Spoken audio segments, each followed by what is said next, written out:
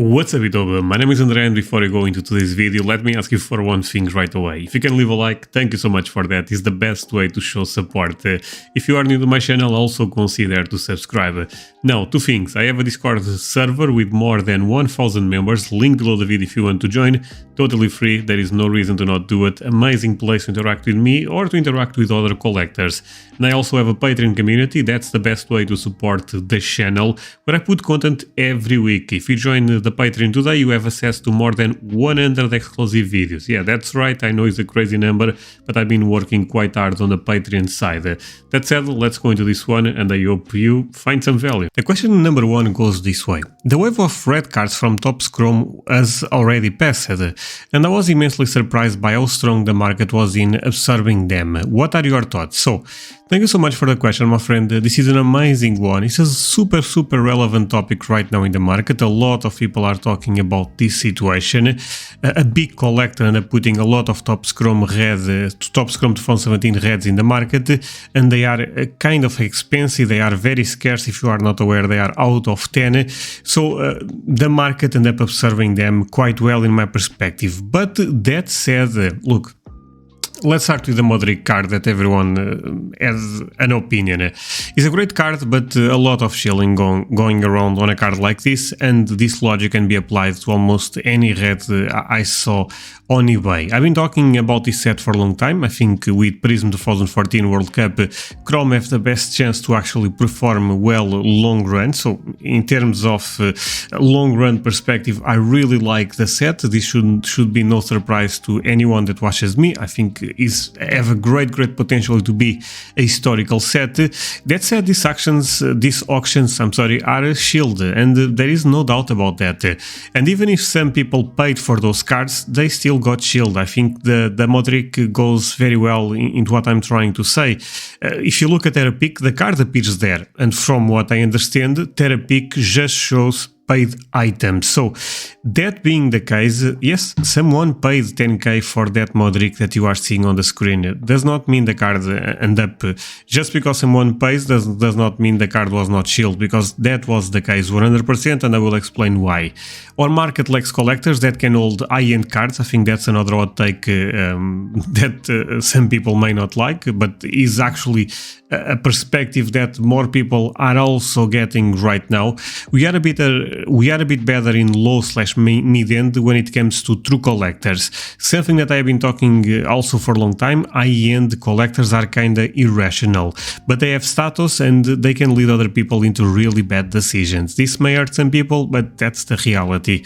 Look, when I talk with collectors that are in a budget, let's say they can spend $100, or let's say they can spend 1k per year in the market, they actually make a lot of good decisions from what from my experience, because they really try to target things that are undervalued. They know the budget, look, is a small one, so they really care about their position in the market. People that have a lot of money sometimes is more the dopamine effect they get of putting that card on Instagram, and a lot of people liking their post, the status they can gain in the community, but these type of things, they go away. For example, right now collecting soccer cards is not as cool as it was 1 year ago or 2 years ago, and if the market keeps going down, it will be even worse 1 year from now. So, and what happens with those type of guys? Well, I'm sorry, but the reality is they leave the market. They think, okay, this is not for me. What I got from the market is not there anymore. I'm not getting the attention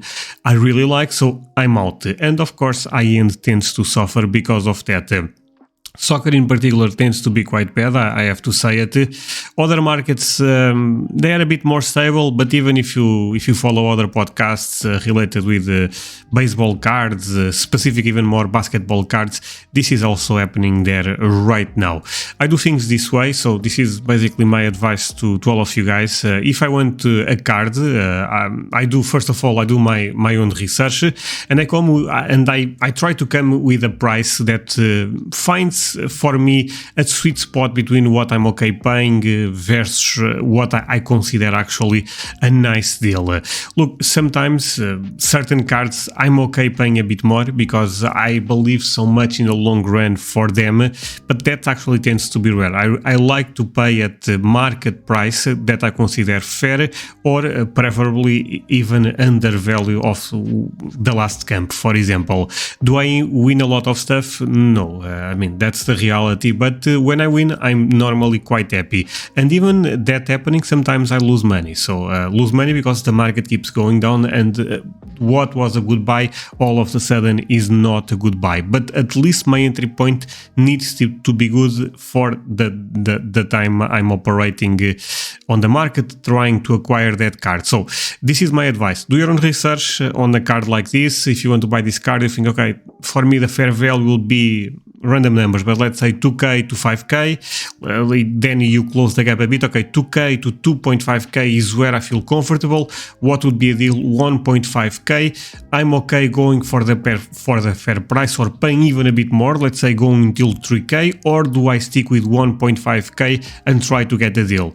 You take your own decisions. I cannot answer that for you. You put your bid or use... there is a lot of tools online where you can snipe it, and that's it. Don't go into bid wars. That's so dumb. I'm sorry. And the thing... Actually, let's move on to the next page.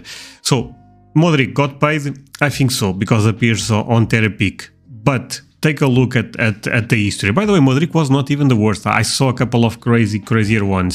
You can see 33, 17, 0, 6, 17, 17. This 17 guy was pushing the price like crazy.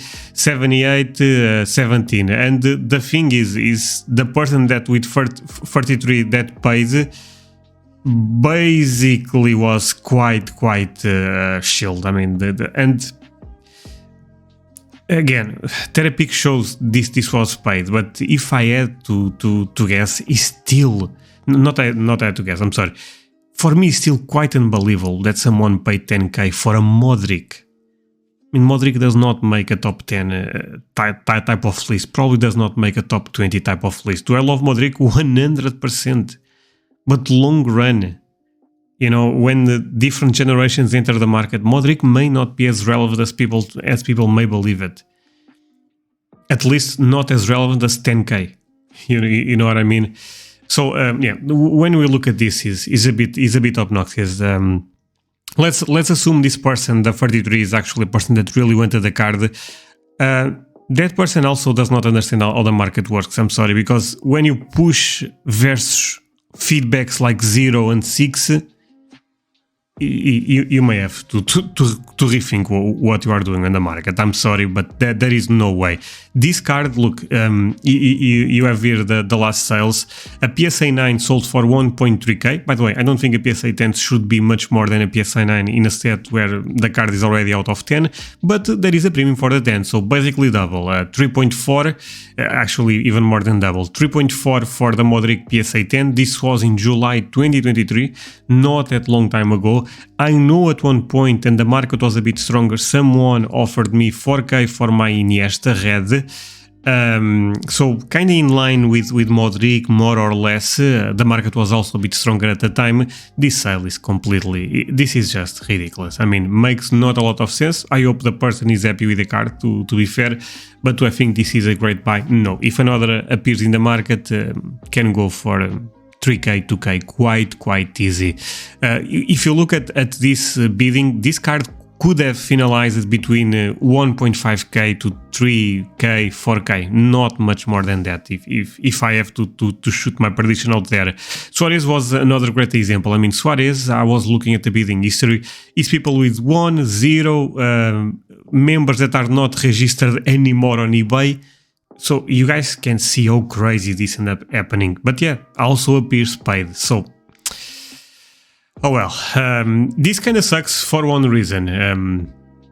So I was negotiating actually, and is an amazing person. The one that I was trying to negotiate a rare Suarez from Top Scrum, and now we are looking at this red camp, and I may have to pay more. So for people like me that are trying actually to collect the set, this puts some pressure in the market, even in other parallels that I don't like, because yes, even the card probably got paid, but was shield. So should we have in consideration those camps or not? Personally, I don't, and I may have to move on from the set. No, be careful. Basically will be my last advice. Just going back to one thing that you end up asking me, because this last part is not super related with the question, it's basically a final advice. So basically my thoughts on the market for Top Scrum. Yes, the market ended up absorbing quite well, but I'm kind of more confused now than I was before, you know, because I think, okay, this card went to 10k, the Suarez went, what, 3k or something like that, but what are the real prices is a lot of those not God Shield. Could this card be a 1k card, 2k, a 3k? I'm not sure at this point. Suarez could be a 1k card quite easy, and all of a sudden was 3k. So really difficult to take strong conclusions, you know. To finalize this, be careful with the hype, and look, I'm saying this as a Top Scrum collector. Actually, I have, I would say, a good amount of money in this set, and I'm being a bit more negative about the set right now, like I was with Treble, because Treble also ended up suffering with a lot of shield bidding. I hate that. I think that that actually hurts the set long run. Short term, yeah, maybe there is some hype, maybe there is some people capitalizing in this, but then the crash will be quite more evident. No, and put things in perspective. I know this is advice that I bring a lot to Patreon, to YouTube. But look, nowadays, you can buy those two beautiful cards, Messi Mega Cracks, Cristiano Ronaldo Mega Cracks, for 12.5k. I'm using the last camps for both. But honestly, you have two on eBay right now that are listed for 7.5k. So they make 15k, but they have best offer. I would not be surprised if you can obtain those cards between 10k to 12, 11k. I would not be surprised at all. Now compare with this. Someone paid 10k for the Modric. You may think, oh, that's a different type of buyer. Again, I think that's a lot of people coping. That's a lot of people thinking those high-end guys, they will hold forever. No, they will not. That's the reality. Collectors are people that are really passionate about cards, that are really engaged with the market, and a lot of, not all the time, by the way, but a lot of times high-end collectors, you don't see that. You see people opening Top Scrum, Prism packs, whatever it is, with that adrenaline effect, with that gambling effect on them. Then they put the card, they got a lot of likes, but all of that goes away eventually. And with that, they also go away off the market, and they put pressure in collectors that are actually playing the long run. And guess what? So I believe those are the two most iconic cards we have in the market, at least in pre-modern 100%. But if you want to go even with vintage, you can buy a Pelé Liverpool PSA 1, beautiful card. Maradona disc, the only rookie for him, PSA 1, also in, I would say, with nice eye appealing. And the Mega Cracks cards for Messi and Ronaldo, BGS 9s, I think are very solid grades. All of this costs you right now, again, looking at last camps, 19k to 20k.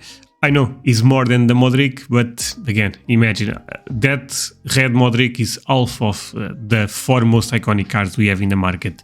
And the Mega Cracks are actually really good grades. I mean, you can make this pack for 10k, by the way, putting low grades for the Mega Cracks. When you look at this, you really have to unless you are very disconnected with reality at this point, you have to see that this type of sale is not real. You know, makes no sense. A collector would much rather have the four most iconic cards than having a random Modric, with all the respect. When I say random Modric, is random in the sense of the player almost, because, I mean, do not put Modric with the other four guys that are on the screen. But let's move on. And from a huge Modric fan.